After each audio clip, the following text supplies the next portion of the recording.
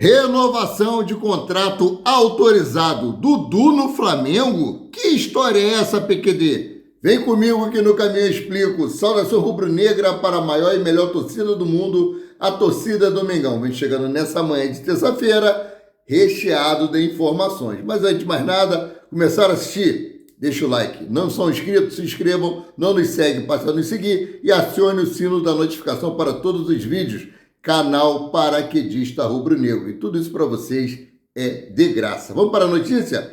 Flamengo aceita fechar negócio por 147 milhões de reais. Que história é essa, Piquidé? Exatamente. Flamengo decidiu reduzir em 10% o valor de venda de 42 apartamentos que possui no Morro da Viúva, na Avenida Rui Barbosa. Essa medida foi tomada após a constatação de que em 10 meses apenas 3 das 45 unidades foram vendidas. É isso aí. Infelizmente, cara, a nova tabela de preço busca tornar aí os imóveis mais atrativos no mercado. A tabela original previa aí um total de 177 milhões pela venda de 45 apartamentos, mas 3 unidades vendidas arrecadaram cerca de 13 milhões. Atualmente, os 42 apartamentos restantes estavam avaliados em 163 milhões de reais.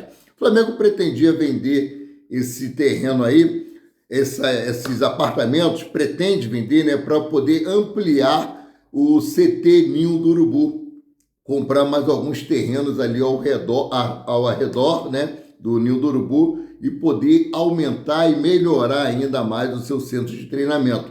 A nova tabela, o valor aí total dos 42 apartamentos cai para 147 milhões. No entanto, 16 dessas unidades ainda estão retidas como garantia do Profut, deixando apenas 26 disponíveis para venda imediata, né? Vamos ver se com essa redução de valores o Flamengo consegue aí vender esses apartamentos e poder investir mais ainda no CT Ninho do Urubu, né? Corinthians encaminha a contratação de titular do Flamengo na Libertadores da América de 2022. O bicho tá pegando lá no Corinthians, hein? Com a saída de Cássio para o Cruzeiro e de Carlos Miguel ao futebol inglês, o clube paulista tem pressa para fechar com outro atleta na posição. E o alvo agora é o goleiro Santos, que tem negociações avançadas, né? Titular e campeão da Libertadores em 2022 pelo Flamengo, o arqueiro atualmente está no banco de reserva do Fortaleza. A ideia do Corinthians é concluir a transferência antes da abertura da janela de transferência que acontecerá no dia 10 de julho. Eles querem aproveitar essa oportunidade de mercado porque o goleiro Santos, por estar no banco de reserva, se encontra desvalorizado. E nós sabemos que a situação financeira do Corinthians não anda nada boa, né? Mudando aqui de assunto, vamos falar agora sobre a tabela do Campeonato Brasileiro. Palmeiras goleia o Atlético Mineiro em Minas e encosta no G4. Teve a expulsão lá do Hulk, está causando maior polêmica. O árbitro teve que sair de campo escoltado pela polícia. O negócio para a arbitragem também não está nada bom. A arbitragem no Brasil é ridícula. Eu estava vendo umas imagens agora nas redes sociais. O goleiro Agostinho Rossi foi agredido por jogadores do Atlético Paranaense na hora da comemoração do gol. Eles empurraram o nosso goleiro para dentro do gol e o VAR não fez nada. As imagens estão aí. Sabe quem são os atletas? Dá para punir. Então vamos ver o que vai acontecer aqui, ó. No duelo realizado em Belo Horizonte, os donos da casa foram superados por 4-0. O confronto ficou marcado pela expulsão de Hulk ainda no primeiro tempo, por reclamação. Do outro lado, a equipe de Abel Ferreira assumiu a 5ª colocação, colando nos líderes e a 1 ponto atrás do Flamengo, que empatou com o Atlético em 1-1. Cara, trazer só os primeiros 5 colocados aqui do Campeonato Brasileiro. Primeiro colocado, Botafogo, 19 pontos. segundo o Flamengo com 18, terceiro Bahia com 18, quarto Atlético Paranaense com 17 e o quinto agora é o Palmeiras, que está com 17 pontos. O Fluminense é o 19º, o Vitória aí é o sexto, é o 20º, né? Desculpa aí, né? Mas vamos lá, mudando aqui de assunto, Dudu no Flamengo. Foi perguntado a Braz aí se ele entraria na briga de Dudu, né?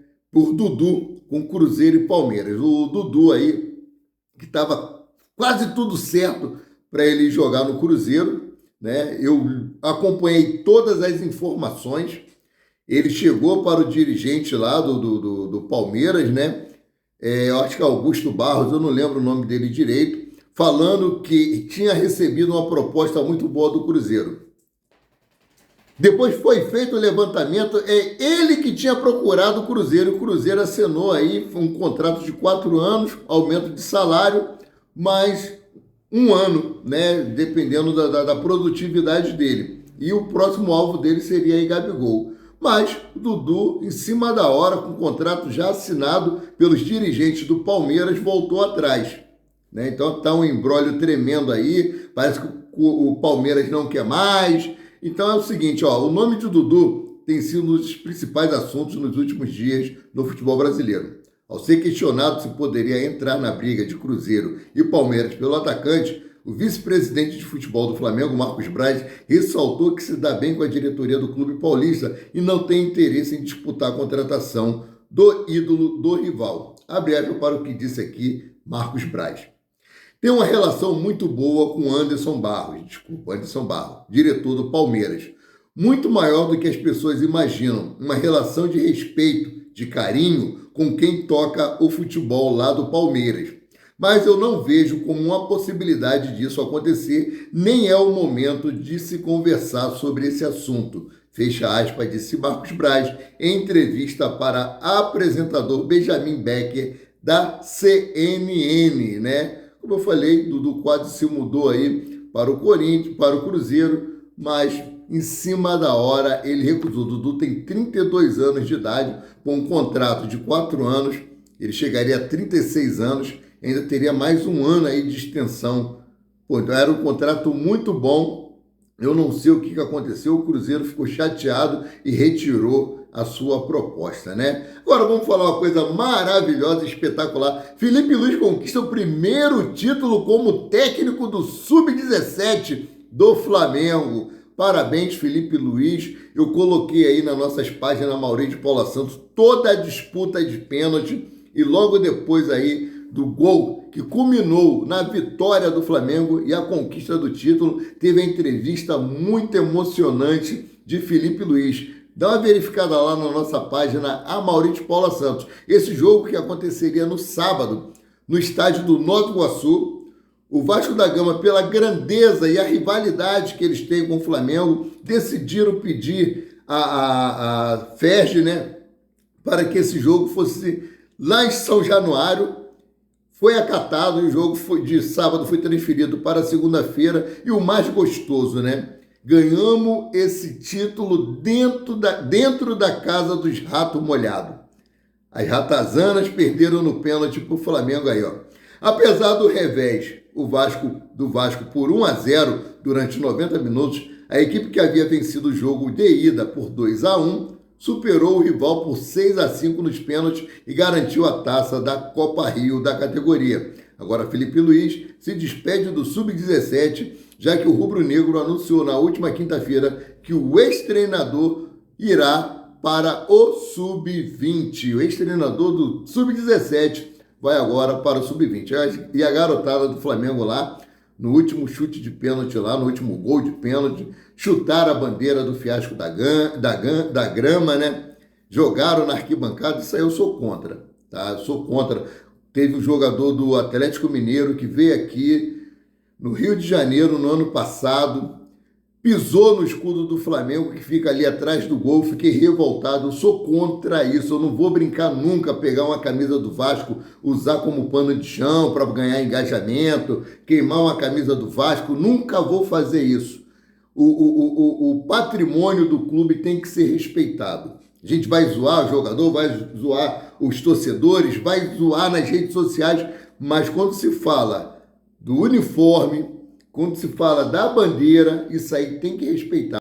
Mas como diz a minha amiga Márcia Silvestre Dacre, que se dane, já ganhamos mesmo, né? Mas eu sou completamente contra a isso aí, né? Agora, uma boa notícia, o elenco do Flamengo se reapresentou ontem às 9 horas da manhã, né? Os jogadores que jogaram contra o Atlético, fizeram trabalho regenerativo na academia, como eu já trouxe, os que não jogaram e os que entraram pouco tempo ali no segundo tempo, como o Gabigol, treinaram no campo do CT Ninho do Urubu. Tem até um vídeo aí que eu postei, Gabigol brincando, né? Que ele no meio dos crias ali, o Coroa no meio dos crias, e logo após esse treino, Gabigol, Ayrton e Matheus Gonçalves foram curtir o lazer aí na Praia do Recreio dos Bandeirantes ali, na Barra da Tijuca, zona oeste do Rio de Janeiro. Isso foi muito maneiro. Bom ele estar com essa garotada, bom ele estar com o elenco do Flamengo, não se manter isolado do grupo, né? No dia que ele colocou a camisa do Corinthians lá, teve uma resenha, Bruno Henrique, Diego Ribas e outros jogadores que foram campeões aí pelo Flamengo. Ele poderia estar muito bem com aquele grupo ali, Arrascaeta, mas agora eu acho que ele está no caminho certo, né? E o elenco do Flamengo volta a treinar hoje, né? O penúltimo treino antes do jogo, que acontecerá na quinta-feira contra o Bahia. Será o reencontro, né, da torcida do Flamengo com o nosso ídolo Everton Ribeiro, e deve ter aí alguma homenagem feita a ele. E nós tivemos boas notícias com relação ao treino de ontem. Alan avança em recuperação e pode reforçar o Flamengo contra o Bahia. Além dele, Ayrton Lucas também. O volante já faz trabalhos de transição no centro de treinamento Ninho do Urubu e tem chance de enfrentar o Bahia na quinta-feira pelo Brasileirão. De acordo aí com o jornalista Vene Casagrande, existe uma possibilidade de Alan voltar na próxima rodada. No entanto, o mais provável é que o retorno aconteça no domingo, dia 23, diante do Fluminense, na 11ª rodada da competição. O atleta não entra em campo desde 2 de junho, quando o Flamengo venceu o Fiasco da Gama por 6-1, né? Então, mudando aqui de assunto, Gerson e filho de Tite fazem discurso ousado em vestiário antes de jogo do Flamengo. Os dois cobraram equilíbrio, confiança e identidade rubro-negra em campo. Vamos primeiro para o que disse Matheus Becker. O jogo vai exigir da gente 3 coisas. Primeiro, equilíbrio. Desde o início, porque vão ter momentos que eles vão estar melhores e vão ter momentos que a gente vai estar melhor. Segundo, confiança. Quando a gente estiver melhor, tem que aproveitar. Se fizer um gol, vai para o segundo. Manter a concentração alta e um junto com o outro, sempre. Terceiro, todo mundo, no banco e lá no gramado, vai precisar sempre do companheiro. Competiu? Manteve o equilíbrio? A gente vai conseguir o nosso objetivo. Agora, continuando aqui, logo depois de apontar o caminho para o Flamengo fazer um bom jogo, o auxiliar técnico deixou que Gerson tomasse conta da fala. Com a braçadeira de capitão, o camisa 8 citou Tite e pediu para o elenco se impor contra o Atlético Paranaense, mesmo em Curitiba. Vamos para o que disse o Coringa? Abre aspas.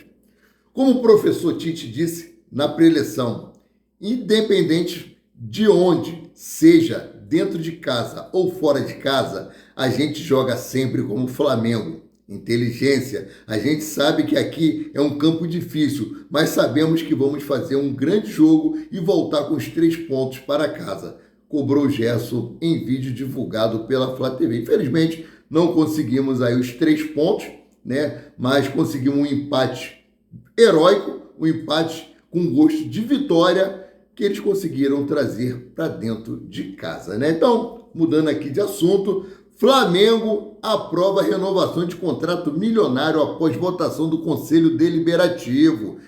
O Conselho Deliberativo do Flamengo aprovou por 140 votos a favor e 3 contras a renovação do patrocínio com a Ciscard. O acordo terá validade até dezembro de 2026. Desse modo, o clube passa a receber 10 milhões e 800 mil reais. Antes era 8 milhões e meio. a partir de 2025, com a possibilidade de reajustar em 2026, de acordo com o IPCA. Conforme informações da reportagem do Coluna do Fla, a Siscar pretende pagar 900 mil mensais ao Flamengo na temporada de 2025, ou seja, um total de 10 milhões e 800 mil reais. Além disso, a empresa colocou no documento que aceita aumentar o valor em 2026 com base no IPCA, ou seja, a expectativa é que o Flamengo receba pelo menos 21 milhões e meio em 2 anos. Então é isso aí, essa parada mesmo, Flamengo conseguindo patrocínios maravilhosos, patrocínios grandes. Quem é que não quer investir na marca do Flamengo? Uma marca que chama a atenção de todo mundo, é a maior torcida do Brasil, quiçá a maior torcida do mundo, né? Então, mudando aqui de assunto para fechar essa matéria, Flamengo é o clube brasileiro que mais investiu nas categorias de base desde 2019 a 2023. Foram 171 milhões injetados nas categorias de base. Por isso que o Flamengo tem uma base tão vitoriosa, por isso que o Flamengo tem uma base que dá tanto retorno financeiro. É isso aí, ó. Vou trazer para vocês aqui a tabela aqui dos clubes que mais investiram em suas categorias de base. Primeiro, o Flamengo, 171 milhões. Segundo, o Grêmio, 144 milhões. Terceiro, São Paulo, 144 milhões. O quarto, Palmeiras, 142 milhões. E o quinto aqui é o Internacional, com 114 milhões. Sendo assim, Caramelo e eu ficamos por aqui. Voltamos a qualquer momento com mais notícias sobre o rubro-negro mais querido e mais amado do Brasil e do mundo, o Clube de Regatas do Flamengo. Saudações. Leva ele para passear, né? Tá na hora. Um abraço, galera.